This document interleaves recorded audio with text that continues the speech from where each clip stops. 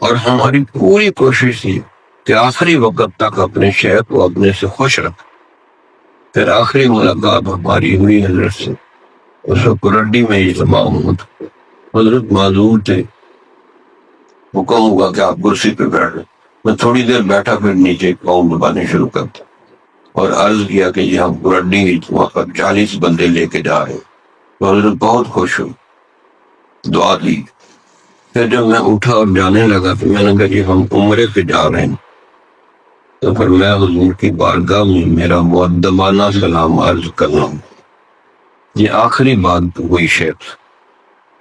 اس کے بعد پھر ملاقات نہیں ہو سکی اور پھر جنازے میں ہی شامل. تو اس سے یہ بندہ پوری کوشش کرے کہ اپنے مشائخ کو خوش رکھے. انشاءاللہ اس لیے مشہور ہے، حضرت نے مکتوبات میں لکھا کہ جو شیخ کا مقبول ہے وہ رسول اللہ کا مقبول ہے، جو رسول اللہ کا مقبول ہے وہ اللہ کا مقبول ہے، جو اللہ کا مقبول ہو جائے پھر وہ عباد اللہ کا مقبول ہو جائے.